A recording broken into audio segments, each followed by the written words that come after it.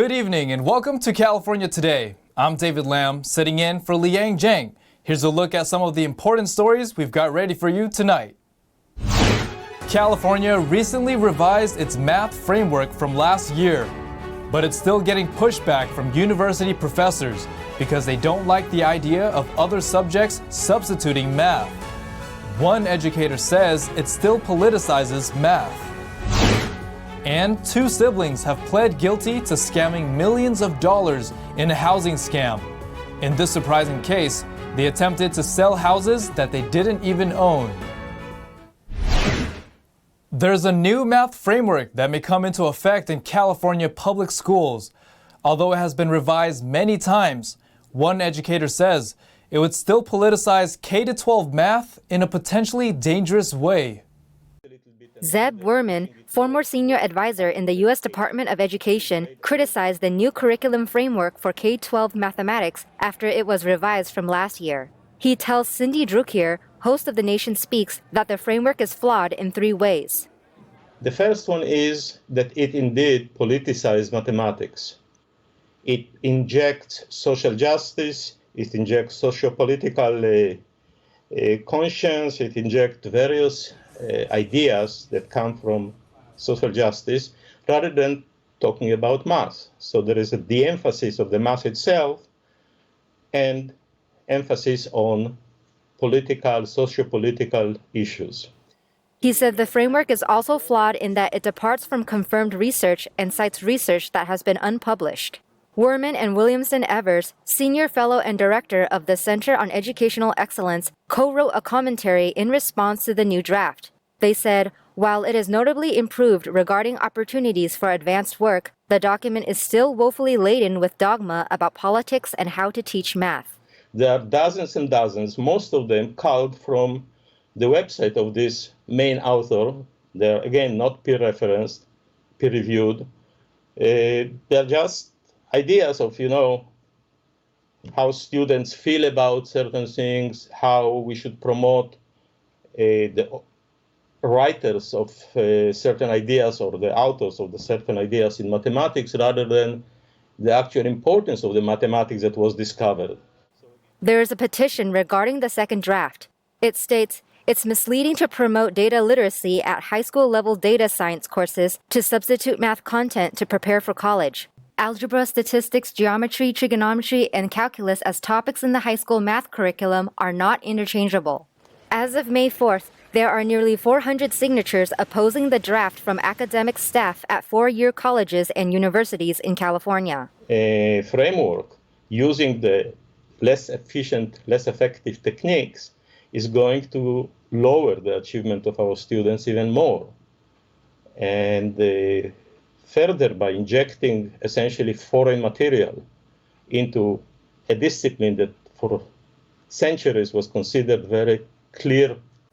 Last year, over 1,200 educators, mostly professors, signed an open letter to the governor and state education leaders condemning the framework. The public review and comment period for the new revision started March 14th and will continue through May 16th. Individuals or organizations comment and suggest edits to the State Board of Education during this time. Elon Musk is calling for an investigation into 26 organizations that pressured U.S. companies to boycott Twitter. They reportedly sent a joint letter to companies like Coca-Cola, Kraft, and Disney, and urged them not to advertise on Twitter under Musk. Who sent the letter and what does it say? Here's NTD's Don Ma.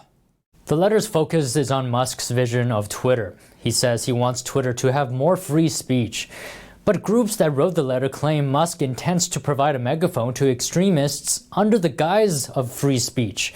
And they urged several American companies to boycott Musk's Twitter. Organizations that sent the letter include Black Lives Matter Global Network Foundation, Narrow Pro-Choice America, and Gender Equity Policy Institute, among others. Jesse Benall at Benall Law Group says it's not a coincidence that these organizations are all left-leaning. There's 100% an agenda of these organizations. They all are very hardcore left-wing organizations that want to they want to silence the voices of their opponents. And that's something that is really dangerous for Americans. Another group, Accountable Tech, is led by a former foreign policy spokesman for Hillary Clinton's campaign.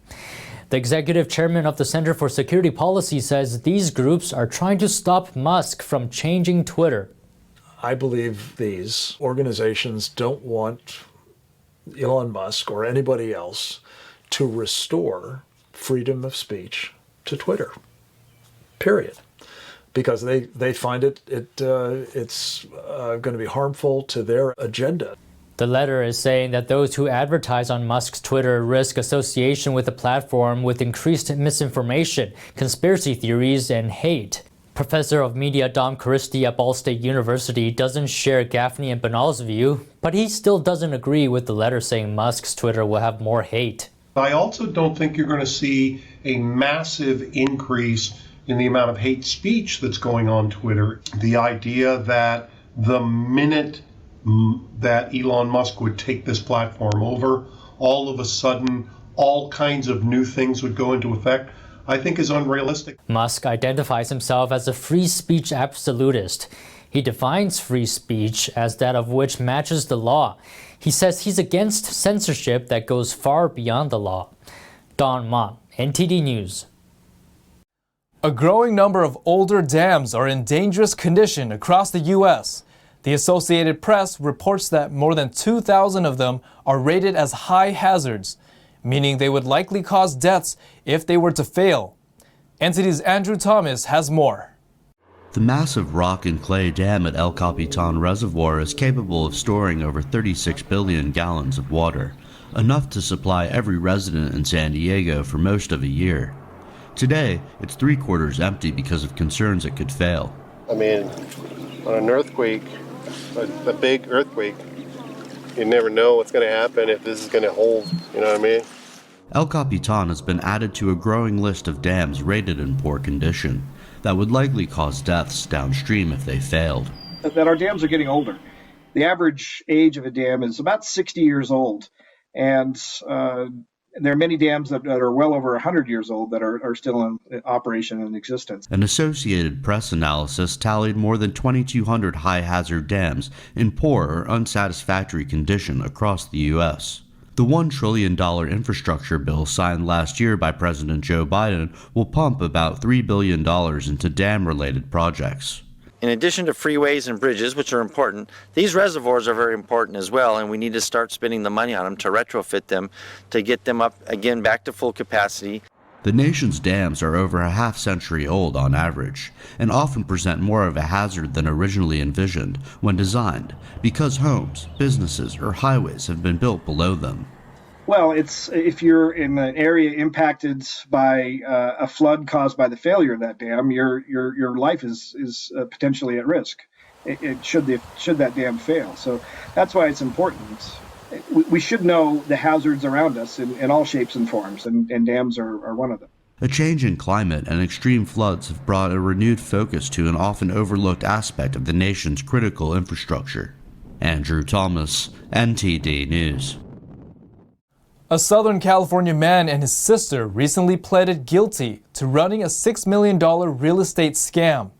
They listed homes for sale without the owner's consent and then collected money for the not-for-sale properties. A man from Torrance, California pleaded guilty on Monday to one count of conspiracy to commit wire fraud, according to the DOJ. 44-year-old Adolfo Skonik ran the scheme with his sister, 39-year-old Bianca Gonzalez. She also goes by the same last name as her brother. Gonzalez previously pleaded guilty in April. According to court papers, the co-conspirator siblings operated real estate and escrow companies under a variety of names based in Cerritos, La Palma, and Long Beach from November 2013 to December 2016. They found properties that they would then list for sale on real estate websites, but they didn't intend on selling the homes. In some cases, the homes were marketed through open houses. The perpetrators allegedly tricked homeowners into allowing the homes to be used. As part of the scheme, the group accepted multiple offers for each of the not-for-sale properties, leading each of the victims to believe that their offers were the only ones accepted, prosecutors said. Victims were sometimes strung along for years, being told that the closings were delayed because lenders needed to approve the sales. The group allegedly directed office workers to open bank accounts under their names, making it hard to trace funds. Investigators estimate that several hundred victims collectively lost more than $6 million. Skonik is scheduled for a sentence hearing on August 8th, and his sister on October 3rd. As the world reopens to air travel, Southern California airports are seeing significant increases in passengers. Numbers are approaching pre-pandemic lockdown numbers. Airline passengers have increased at the airports. Airline passenger traffic has more than doubled in both Santa Ana's John Wayne Airport and Los Angeles International Airport compared to last year. The airline passenger traffic at Santa Ana is almost back to pre-pandemic numbers. April 2022 saw 2.2 million passengers pass through the airport. That's close to 200% higher than numbers from 1 year ago. March saw a much lower number of 920,000 passengers, but that was still more than 2 times the traffic in March 2021. Current numbers were less than 1% below pre-pandemic lockdown levels. The airport recorded a 50% increase in commercial and commuter flights, totaling over 8,000 aircraft operations. Southwest Airlines, American Airlines, and United Airlines served the most passengers. A spokesperson for the John Wayne Airport told the Epoch Times that there was a big increase in travel not only for holidays, but also for school breaks. He advised travelers to arrive 2 hours early to get through the TSA security checkpoints in time because of the limited parking spaces. In addition, travelers are no longer required to wear masks. The spokesperson said, "People appreciate having the choice to wear a mask or not." LAX recorded over 1 million international passengers in March 2022.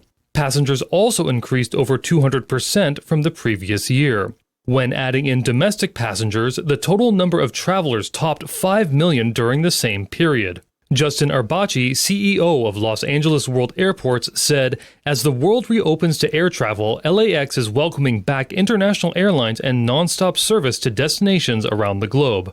As summer draws near, both airports are ready for the increase in travel." We're going to take a short break, but here's a look at what we've got for you when we come back. Orange County hosted a cybersecurity event with members of local and federal agencies testing their skills in handling a cyber attack. A California-based rocket lab tested a novel way of retrieving a rocket. The 2 main points are, it involved a helicopter, and it was a partial success. And we'll take a look at the eagle we've been following since its birth. It's almost fully grown and getting ready to go airborne. That and more on California Today.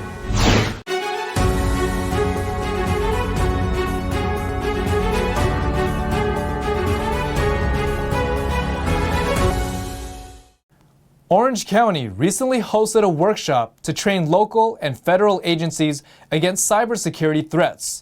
Teams handled a cyber attack similar to the one that hit Florida just a year ago. Orange County hosted a cyber disruption resiliency workshop on May 4th to train multiple local and federal agencies against cybersecurity threats.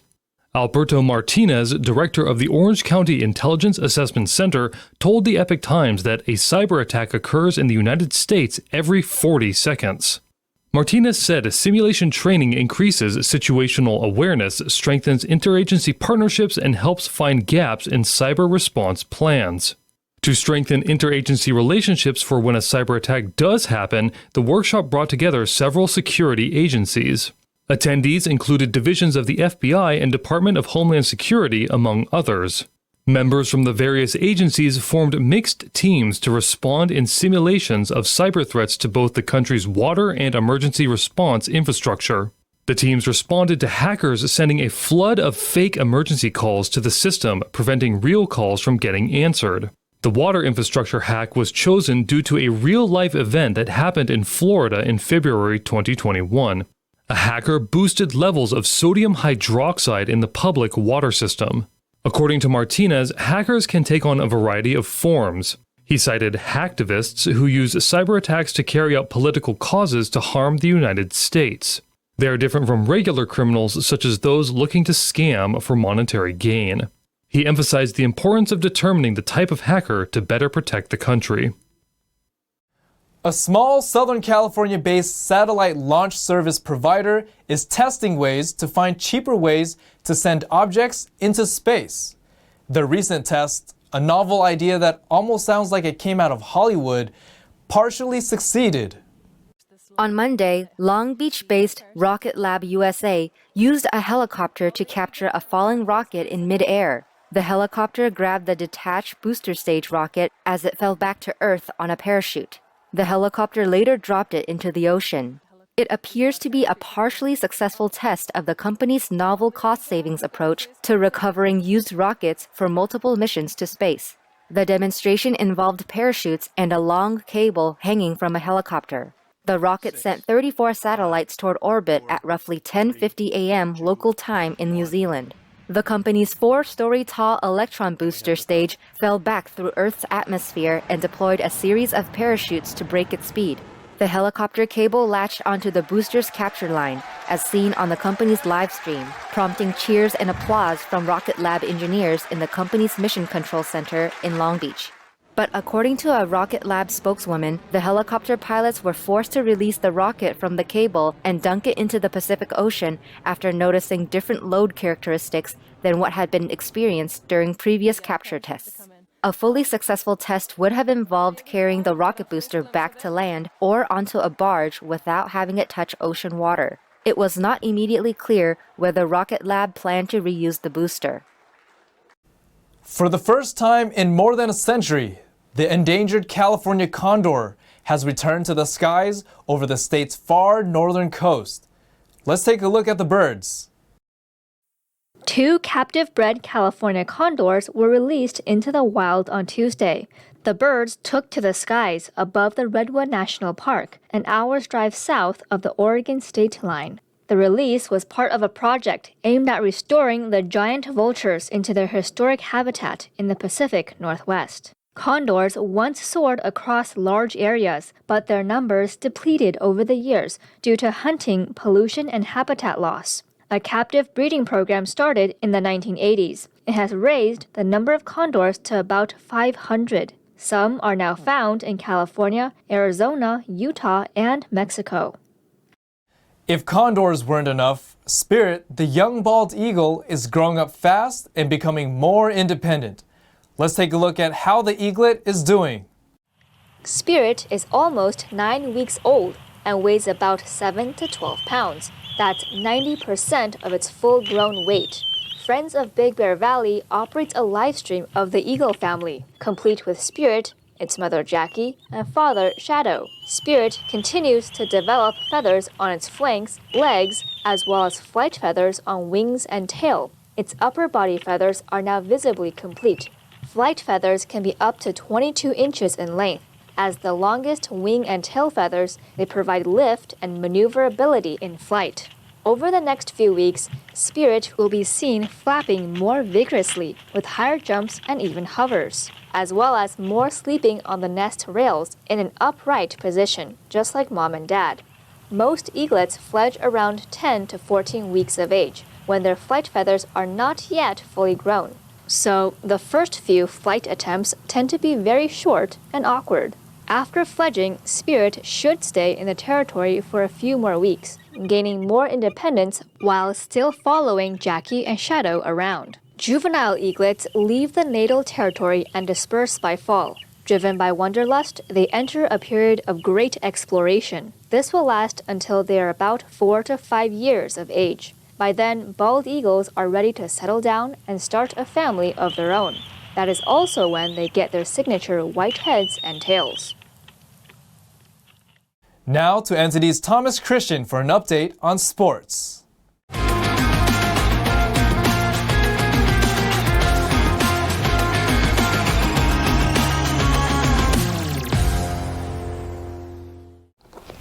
I'm Thomas Christian, giving you the California Today Sports Roundup. California's most famous baseball rivalry had another rendition Wednesday night. By the time the Dodgers were done with the Giants, though, they left no question about who has the early advantage in the NL West and in the latest edition of this famed rivalry. Mookie Betts and Max Muncy homered, Freddie Freeman added a 2-run triple, and the Dodgers swept a short series from San Francisco with a 9-1 victory. Trey Turner and Will Smith had RBI singles in the 4th inning for the Dodgers, who finished with 11 hits after pouring on 6 runs in their final 2 at-bats against the Giants' short-handed bullpen. Gonsolin pitched 5 innings of 3-hit ball for the Dodgers, striking out 5 and avoiding trouble, despite allowing the Giants' leadoff batters to reach base in each of his final 4 innings. San Francisco briefly went ahead in the 2nd when Crawford barely cleared the right field fence with his 2nd homer of the season. Alex Wood yielded 4 hits and 3 runs while pitching into the 6th against his former team for the Giants, who have lost 3 straight and 5 of 6. Wood, who finished with 7 strikeouts, spent 5 seasons with the Dodgers over 2 stints. Wood retired the Dodgers' first 9 batters before Betts led off the 4th with a single, catalyzing a 2-run rally. Betts crushed Wood's first pitch of the 6th to deep center, and a fan in Giants gear prevented Mike Yastrzemski from having any shot at pulling it back by catching it on the fly from the first row. The homer was Betts' 4th of a slow-starting season. Los Angeles added 4 runs in the 7th on Gavin Lux's bases-loaded single, Betts' long sac fly, and Freeman's triple to right, which was greeted by the loud chants of "Freddie, Freddie" that have become a regular soundtrack in Chavez Ravine. Giants 1, Dodgers 9.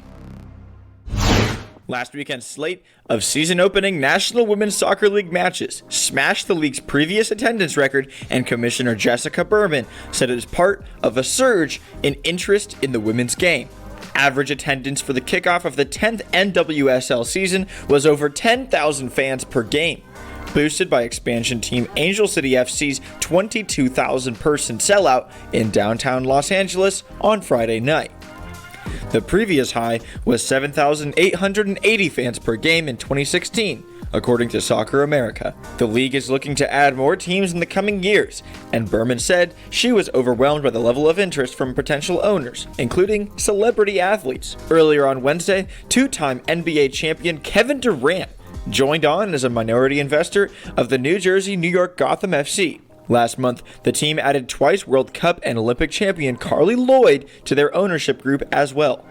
Excitement for the women's game is not limited to the United States. Barcelona has drawn more than 90,000 fans for 2 of its recent matches, while women's teams in France, Germany, and England have also set attendance records most recently. And that's all for sports. And that's all for tonight. You can join us again on California Today every weekday at 8:30 p.m. If you have any news tips or ideas for our show, or you just want to let us know how we're doing, our email is california.today@ntd.com. I'm David Lamb. Have a wonderful evening.